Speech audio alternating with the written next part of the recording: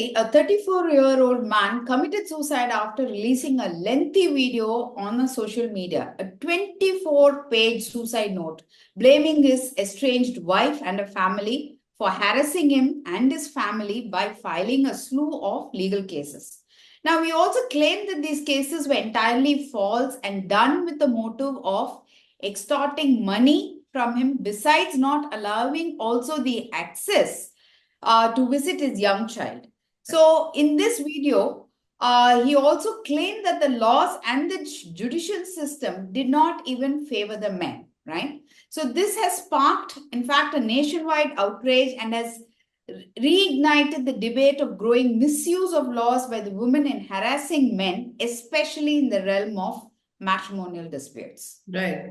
So, whether you mentioned harassing men. So, the question is, what is this harassment against men all about? See, we need to understand that as our country progressed and developed, several laws were enacted to protect women who were up until then considered as vulnerable and, not being financially independent.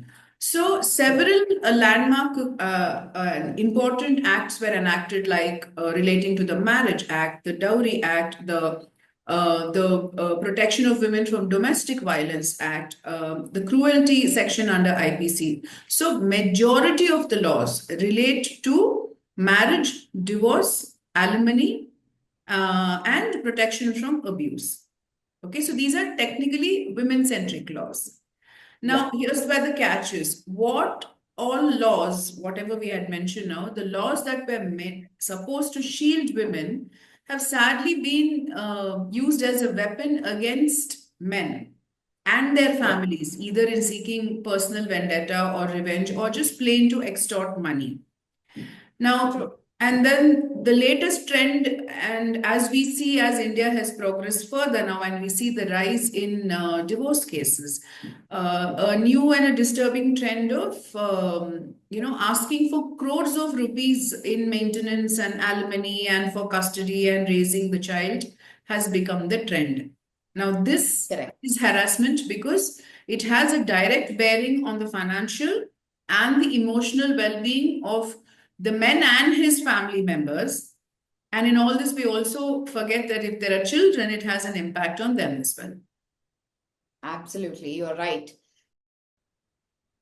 So there seems to be a maximum abuse of the provisions of the Domestic Violence Act and the Section 498A of the IPC and its corresponding sections in BNS Act now, right? So we will try to break down the sections and keep it simple for our viewers to understand, right?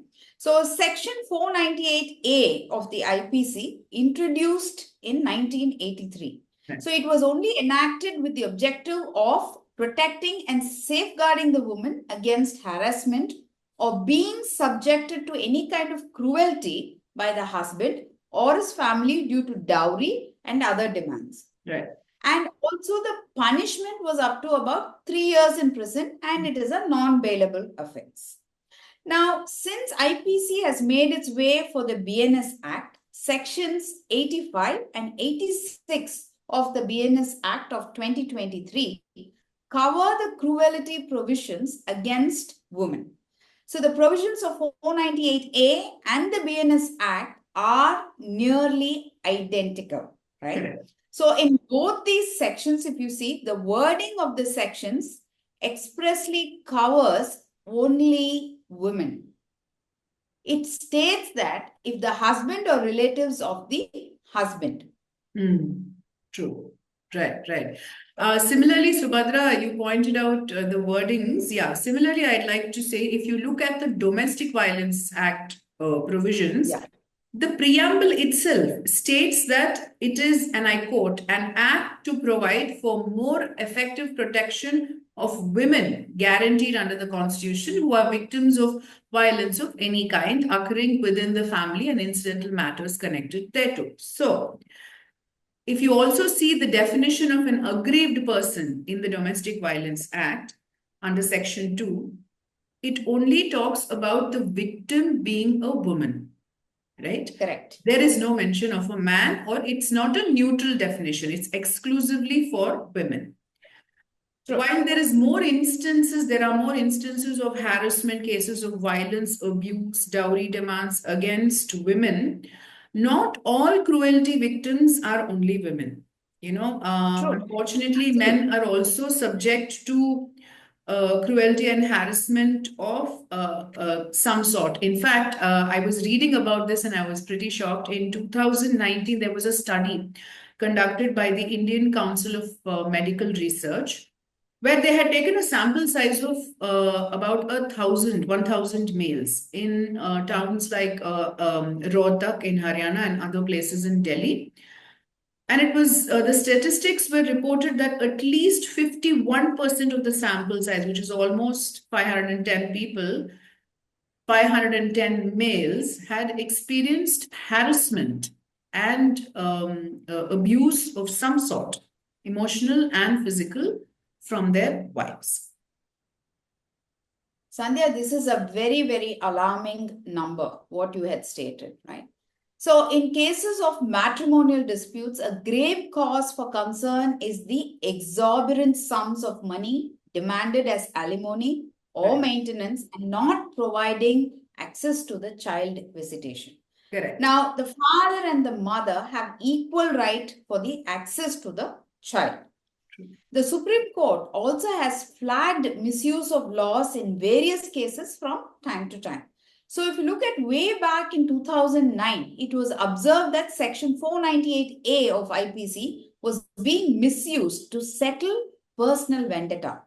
So it went as far as terming the misuses as legal terrorism.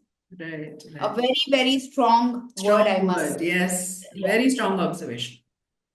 In certain cases, even the apex court has laid down guidelines while dealing with sensitivity with such cases, right? So the court also has issued guidelines to prevent any kind of arbitrary arrest under Section 498A cases.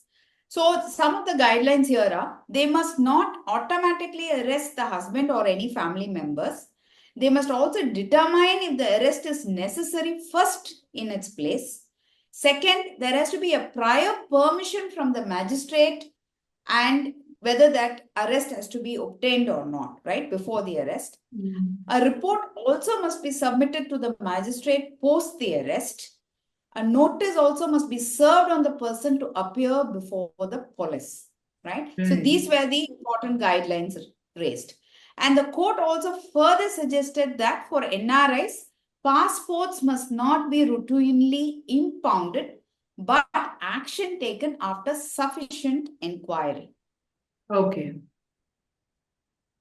Subhadra, what you mentioned was so informative. Those guidelines, as I understand, pertain to the police and the judicial aspect of tackling with cases like this, right? As recent as last week, I'd like to bring to the notice of our viewers, as recent as last week, unfortunately, after the death of the suicide of the techie that you were mentioning at the beginning of this episode, the Supreme Court, while passing a judgment in a matrimonial dispute case, Praveen Kumar Jain versus Anju Jain, laid down certain guidelines while deciding on the eligibility and the quantum of alimony, maintenance, and funds relating to raising children. Now, the apex court suggested an 8-point formula to arrive at a maintenance figure for women post-divorce.